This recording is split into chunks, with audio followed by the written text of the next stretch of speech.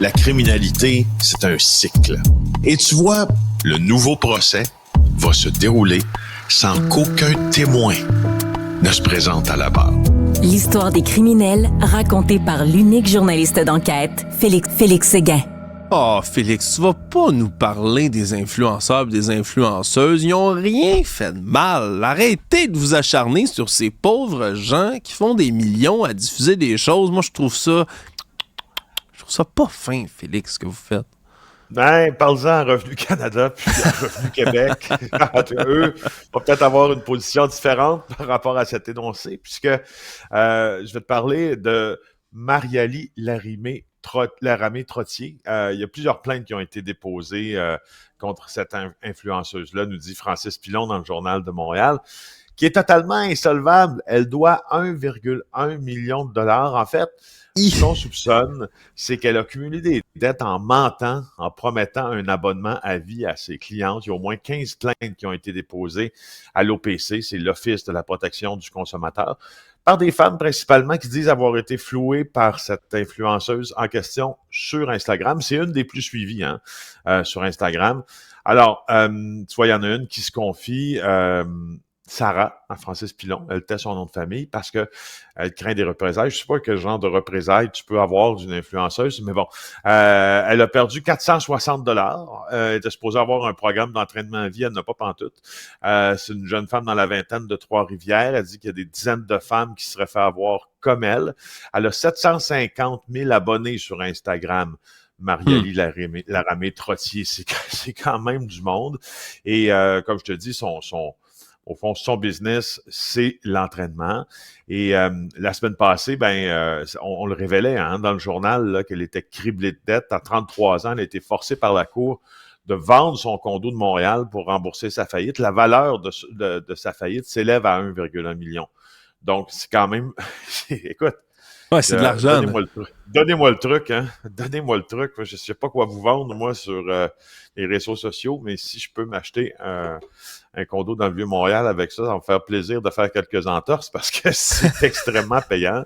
Ce qui arrive, c'est que dans tout ça, moi, ce qui m'embête un peu, c'est qu'elle refuse de s'expliquer. Tu comprends? Alors, si tu deviens influenceur, enfin, ou les plus polis diront créateurs de contenu sur le web, ouais. On pourrait dire ça comme ça. Puis si tu as 750 000 abonnés sur Instagram, ben tu opères en quelque sorte, je ne sais pas si tu es d'accord avec moi, mais tu opères en quelque sorte un canal public sur une plateforme publique, bien qu'elle soit possédée là, par un géant du web, là, au même titre que quelqu'un qui a une tribune à la radio ou à la télévision, ben t'as une plateforme, t'as une capacité de t'exprimer, puis ça vient avec des devoirs, cette affaire-là.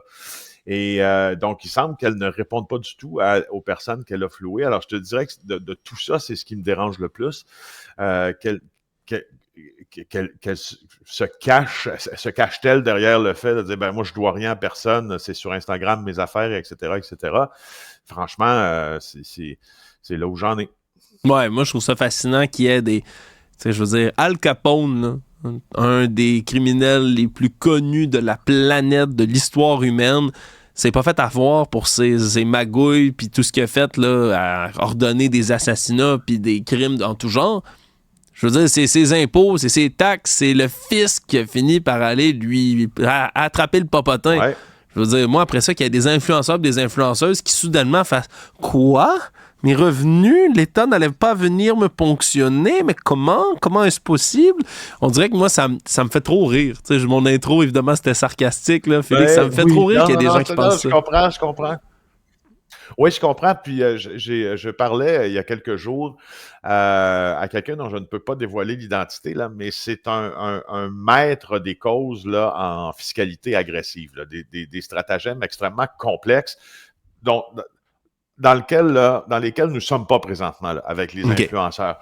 Ce qu'il me fait, il me passait la remarque qu'on est à quelque part dans un peu de la nouvelle fiscalité parce que c'est assez nouveau que des gens puissent tirer des revenus énormes de ces canaux-là, puis qu'on peut être, en quelques mois, devenir des véritables PME par le biais d'Instagram, et etc. Sauf que si tu regardes le train de vie de cette influenceuse en question, tu vois, elle disait là, en 2021, et là, je cite au texte, là, « Je m'en vais à Miami vivre mon dream. Je vous promets beaucoup de glow et de palmiers dans les prochains mois. » Manifestement, c'est une vie qui semble l'avoir endetté jusqu'au cou. Là. Sa compagnie, là, c'est une débâcle complète. Là. Ça a commencé en novembre 2003 là, parce que son entreprise de coach en ligne, qu'elle avait enregistrée, faut-il le mentionner, une Canada Inc., on peut enregistrer soit sur le régime québécois des entreprises là, ou canadien, a déclaré faillite. Et là, tu vois, elle générait plus de revenus suffisants pour couvrir ses obligations, ses frais d'exploitation. Et tu vois, tu peux pas... C'est bien rare dans la vie, en général, que tu commences à zéro, puis que pas longtemps après zéro, tu sois capable de faire les allers-retours entre Miami et Montréal, aller vivre ton dream avec du glow. C'est... Non, mais c'est un peu ça l'idée, tu vois. Oui. Alors, tu sais, en même temps, il y a une petite partie de moi, tout petite partie de moi, genre une infime partie de ma personne qui a un petit peu de pitié parce que je veux dire, c'est des gens qui peut-être, tu sais, je veux dire, l'entreprise de coaching sur Instagram, je veux dire, c'est pas fou, là, c'est pas fou. L'affaire, l'objectif est noble, tout ça. Tu peux faire de l'argent comme tu veux. Tu sais, je veux dire, elle vend pas des guenilles, là, elle vend pas des trucs fabriqués en Chine au double du prix. Là, t'en vois beaucoup, des influenceurs qui font ça. Ouais. Mais peut-être que quand on fait ça aussi, parfois, on commence, tu sais, très vite, on grandit très vite. Puis on n'a pas le temps de voir où cette vie-là va nous mener si on la fait pas gérer par un comptable, je veux dire. Ouais. On tombe très vite aussi, c'est ça que j'ai le goût de dire. On monte très vite, mais on chute très vite aussi. Là. C'est brutal comme on peut le voir dans cette histoire-là. Félix, tu nous parles aussi d'un déficit en Montérégie. Puis là, encore une fois, on a un fléau de notre époque. Ça concerne aussi le numérique. Le camionneur qui est à l'origine de la collision, qui aurait été en train d'écouter une vidéo sur son cell. À Sainte-Hélène-de-Bagotte, effectivement, qui n'a pas fait son arrêt obligatoire alors qu'il était en appel vidéo sur son téléphone. Tu vas voir, c'est pas clair s'il tenait l'appareil, puis il était en appel vidéo à proprement dit quand la collision est survenue. Quoi qu'il en soit, c'était donc à Sainte-Hélène-de-Bagotte. Le chauffeur, c'était Arjot Singh. Il était au volant d'un poids lourd. C'était presque la nuit venait de tomber. Il était 21h15. Il y avait une petite famille qui circulait dans une voiture Dodge Caravan, une camionnette, on pourrait dire. Les parents n'étaient pas attachés, les enfants l'étaient. Alors, le semi-remorque a percuté la camionnette. Les parents ont été éjectés dans un fossé au milieu de la route, à côté de la route, en fait, sous les yeux de leurs enfants. Et puis là, Singh a plaidé coupable à 5 accusations de délit de fuite qui ont causé des lésions au palais de justice de Saint-Hyacinthe. Ouais. Il venait d'avoir son permis de camionneur. Il y avait un visa d'étudiant au Canada. Puisque l'enquête des reconstitutionnistes a démontré, c'est qu'il n'a jamais ni freiné ni ralenti à l'approche de l'arrêt. C'est un arrêt qui est annoncé à 2 reprises avant qu'on doive s'y conformer. C'est la procureure de la Couronne, Émilie Gadebois, maître Émilie Gadebois, qui a résumé ça. Alors, il a poursuivi sa route plutôt qu'aider ses victimes. Et écoute, avec le camion qui faisait de la fumée pendant qu'il roulait et des marques au sol. Alors, c'est comme ça que les policiers l'ont rattrapé parce qu'une douzaine de kilomètres plus loin, ils l'ont trouvé. Puis ils ont dit « arrête-toi », etc. Et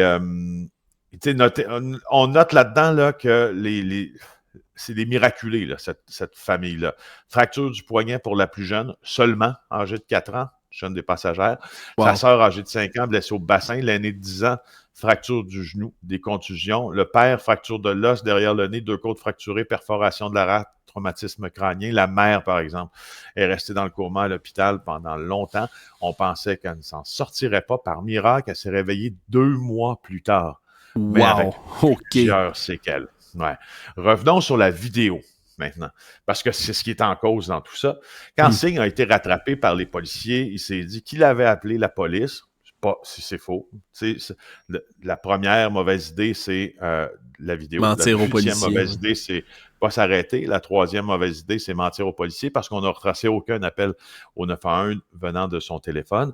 D'autant plus que quand les policiers l'ont appréhendé, son portable était en cours d'appel vidéo depuis 26 minutes.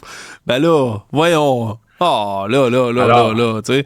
Des fois, on a des criminels, on a des gens, des fois, qui sont des coupables de délits qui sont plus brillants que d'autres. Là, je t'avoue que le double mensonge à la police, quand tout peut être expliqué par ton téléphone qui est juste à côté, puis qu'il a une mémoire numérique, lui, puis qu'il peut pas mentir, c'est sûr que c'est jamais des bonnes idées. Félix, merci d'avoir fait ce résumé avec nous de ce cas-là. Je t'avoue que c'est très de notre époque, des influenceurs puis du monde sur leur selle au volant. Heureusement, pas de mort, pas de décès dans cette histoire-là. Merci d'avoir raconté. Et des miraculés. Au revoir.